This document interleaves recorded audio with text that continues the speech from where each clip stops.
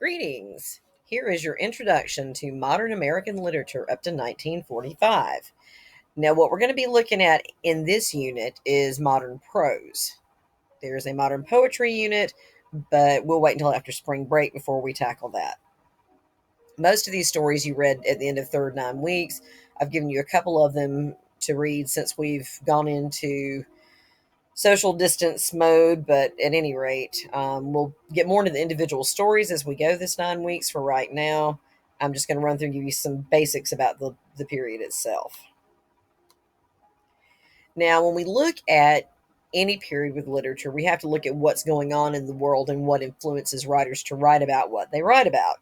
In the mid to late 1800s, we saw the influence of the Civil War, for example, on the writings of Stephen Crane and Ambrose Bierce, Louisa May Alcott.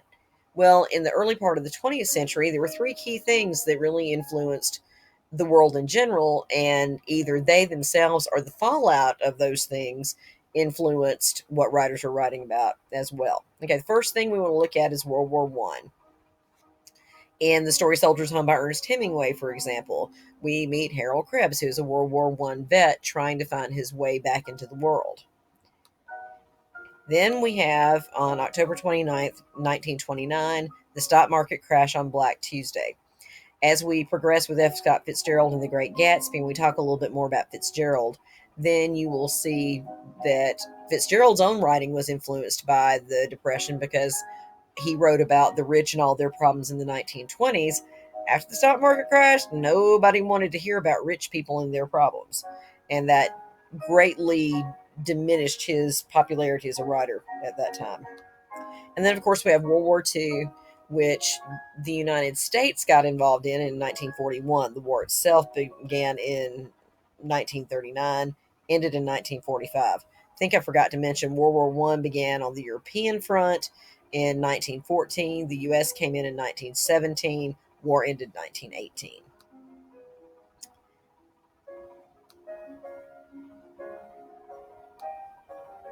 Now, as we look at the key themes of early modern literature in the United States, first thing we want to look at is the pursuit of the American dream. That's a big theme in Gatsby because Gatsby is trying to find that American dream, that success. Um, as we talk about the American dream, we can kind of debate what that actually means. But for a lot of people, it did mean financial success. It certainly did for Gatsby, to the point that, well, I'll let you read about that in Gatsby. Sort of hand in hand with that is a disappointment in the idea of America as a land of opportunity. It wasn't necessarily a land of opportunity for everybody. Some immigrants came in and did well, some not so much.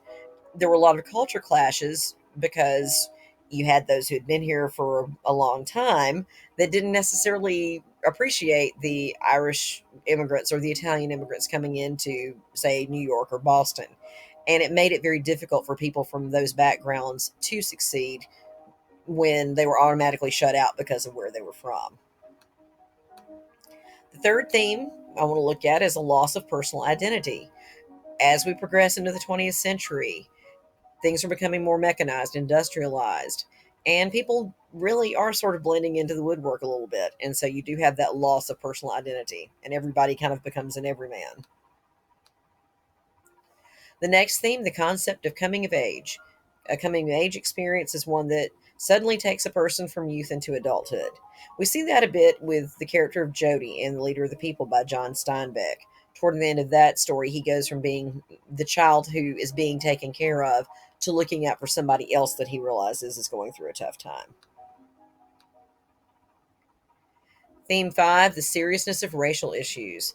We'll talk more about that when we get into the Harlem Renaissance in the poetry unit, but we will see where as we're making that transition from the end of the Civil War in the mid 1860s to the civil rights movement of the mid 1960s. Under the era of the Jim Crow laws, lots of really rough things happened. And you see a little bit of that with the character of Phoenix Jackson in A Worn Path. Apparently, I can't count because this says 7 and it should be theme 6, the ability to overcome obstacles.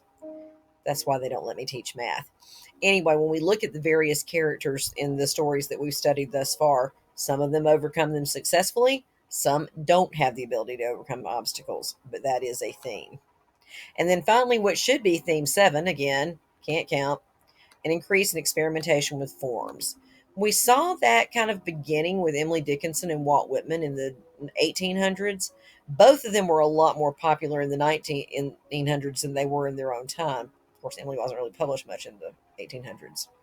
So we see that begin to play out more in the 1900s as well. Okay, well, that gets us started on early modern American literature, and stay tuned for more on individual stories. Well, I go correct my ability to count in this PowerPoint.